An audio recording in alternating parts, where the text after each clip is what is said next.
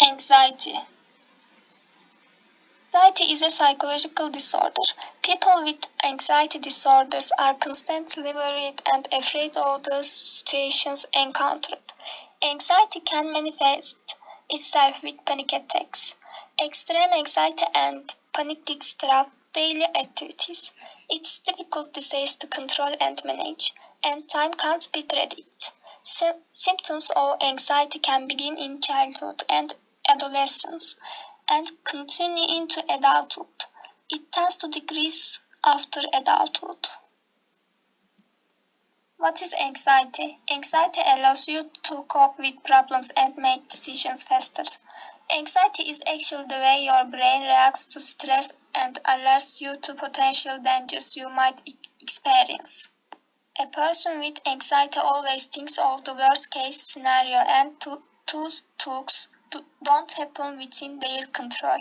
The social life of a person who constantly experiences anxiety may be interrupted. His mental health may deteriorate and his efficiency in daily work may decrease. Therefore, the quality of life of people with anxiety disorder decreases considerably. Who has anxiety? Anxiety disorders are more common in women than men. It's more common in children who have been raised with an overprotective attitude. People who always have negative reactions from their environment and are distressed. As the adversities, trauma, and unhappy lives experienced in childhood increase the risk of anxiety increases. In addition, anxiety increases the risk in the family or relatives. Genetic transmission is possible in this disorder. What are anxiety disorders? Generalized anxiety disorders, a feeling of extreme anxiety and tension for no apparent reason. Panic attack. In the meantime, sudden intense fear can cause panic attack. You may feel pain in your chest, experience sweet discharge in your body, and observe an acceleration in your heartbeat. Sometimes the process can be so severe that you think you are drowning or have a heart attack. Social anxiety disorder. Anxiety is called stress in your personal relationship. Specific phobias. It can manifest itself as a fear of heights. People with this fear may worry about flying or sitting in high-rise houses. What are anxiety disorders? Agoraphobia. You may be worried because your mobility is limited in a crowded or emergency case. Separation anxiety. If you are worried when your loved ones leave you, you may have a separation anxiety problem. Selective mutism. Some kids can talk with their families, but they can't talk in public. This social anxiety is called selective mutism. What are the causes of anxiety disorders? The causes of anxiety disorders aren't clearly understood. However, it's observed that factors such as traumatic events, various experience, health problems, and hereditary factors can trigger anxiety disorders. It can occur due to genetic reasons. Incorrect connection of the parts of your brain that control fear and emotion can cause anxiety disorders.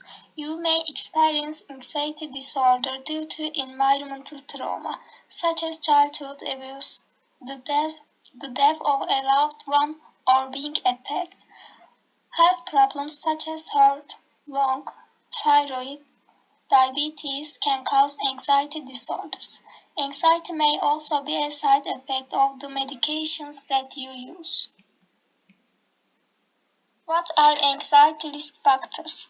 Sexual abuse and neglect during childhood, being exposed to traumatic events, being depressed, anxiety and stress about your own health, substance abuse. People who are afraid of strangers in childhood withdraw themselves. Negative thoughts, perceptions such as lack of self-confidence or being ridiculed. People with certain personality types are prone to anxiety disorders. What are the symptoms of anxiety? Feeling tense or panic, short of breath or mouth, worried as if something bad will happen. Excessive heart rate, excessive sweating, shaking hands, problems in focus or concentration, indigestion troubles.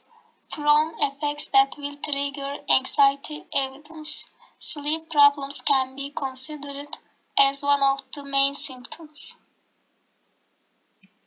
Diagnosis and methods of anxiety. If you are sure of the symptoms, your doctor will do your physical examination and then fill in the history with information about your medical history. Some tests may be required to eliminate. Some have conditions that may trigger it. None of the laboratory tests can specifically diagnose anxiety disorders. So test medical and examination stage are all important for the diagnosis of the condition. Your doctor may refer you to a psychiatrist, psychologist, or other mental health professional as needed.